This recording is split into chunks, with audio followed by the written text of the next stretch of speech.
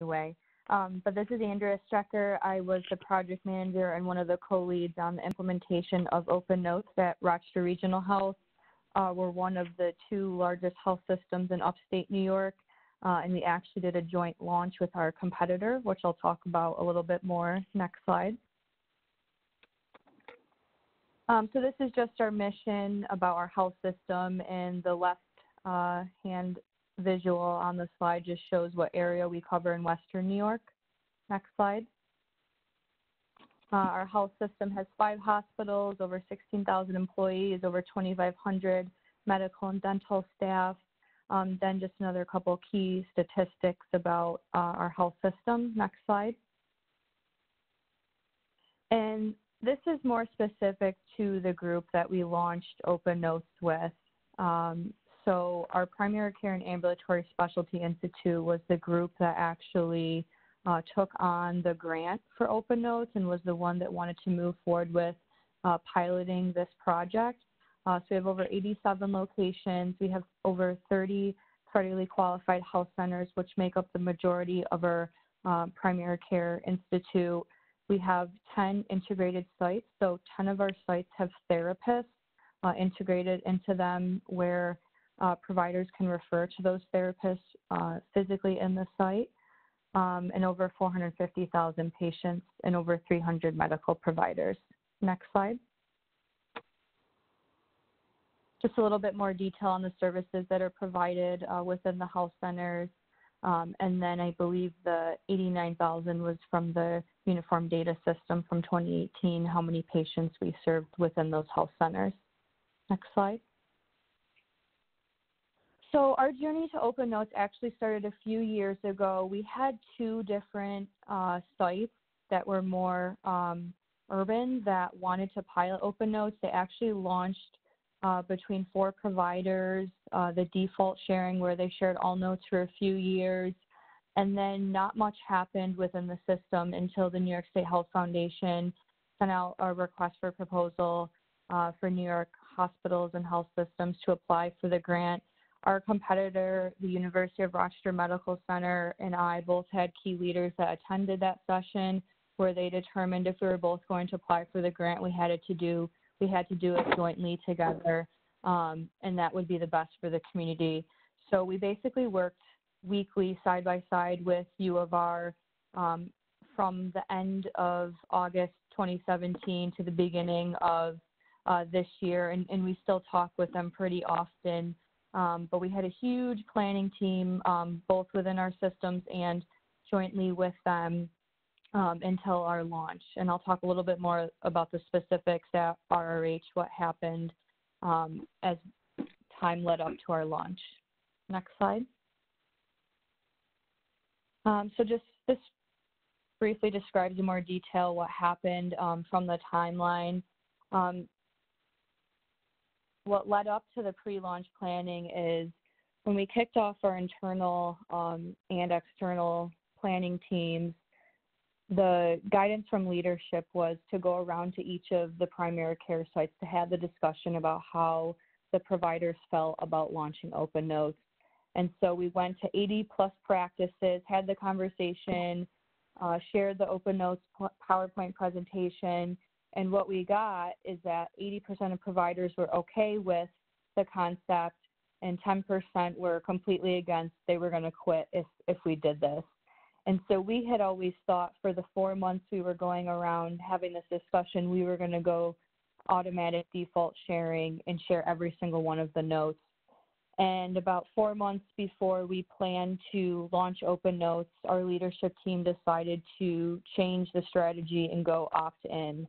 And because of the agreement we had made with the University of Rochester and the joint PR launch we were planning on doing together, they didn't feel comfortable with the 2 different strategies. So we had agreed upon, even if we were going to do the opt-in mode where each of the providers, can share notes on an individual basis or change their settings to share all their notes, we would want to get to a point where at least half of our providers were sharing all of their notes, so we could say to the community that the majority of our providers within both health systems are launching OpenNotes, and we're doing this for the community. So in September of last year, we launched the opt-in version of OpenNotes for all of our primary care and ambulatory specialty institute.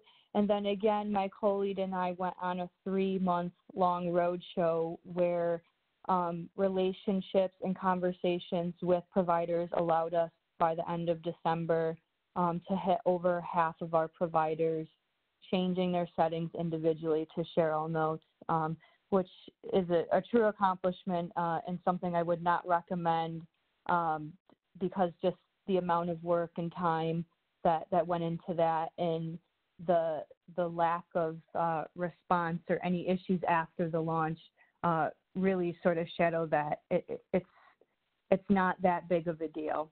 Next slide. So what we did in preparation for the launch, we put together a really extensive toolkit, which I'd be happy to share with our training education team.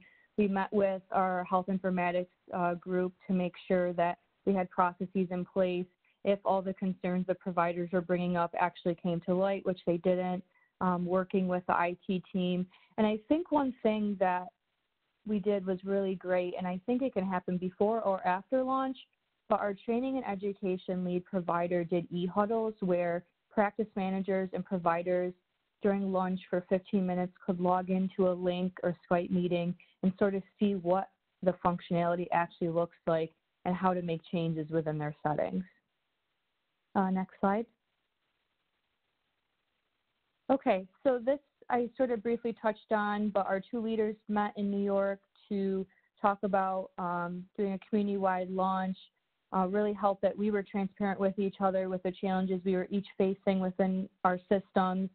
And then we really used actually us being competitors to help within our systems, sort of the pushback we were each getting to get us to a place where we could meet our numbers and the U of R could also be ready for their launch. And they launched in January, the default mode for all of their outpatient groups. So obviously I sort of pointed at this changing mid-course and sort of the strategy of the launch didn't really work. The amount of time and effort that went into that is difficult. So I hope at some point our system gets to a place where everything's default because there's still a push and not all providers are sharing all of their notes. So next slide. So our overall results, as of last month, 57% of our providers are default sharing, and then just sort of highlighting 6% are against or just refuse to share. Next slide. And then just want to show here that we actually had better buy-in with our FQHC providers. The feedback that we got for the majority of them was just any way to engage their patients is a benefit, and they were okay with sharing. Next slide. So how did we communicate with our provider network? We did tons of emails. We shared metrics with them once they had the option. If you're not sharing, if you're sharing some, or if you change your settings, we thank them. A little bit of peer pressure. My co-lead had actually been a provider within the FQHCs for 20 plus years. So the relationships he had built really helped us to get people to just do it, just anxiety around the culture change in that.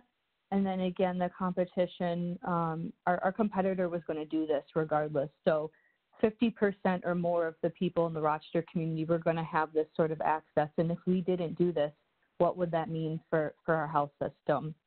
And then, of course, we rewarded our practices when they got all of their providers to change their settings. Next slide. So I just want to highlight real quick because I know we're over. Everyone will hear this.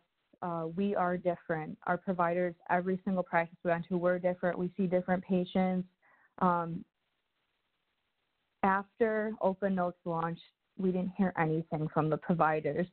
So a lot of fear and anxiety, but once it happens, it's okay. Next slide. Just wanted to share a couple of the joint materials that we did with U of R for PR purposes. The left-hand side was an ad in the Rochester Business Journal. The right-hand side was an article in our Democrat and Chronicle. Next slide.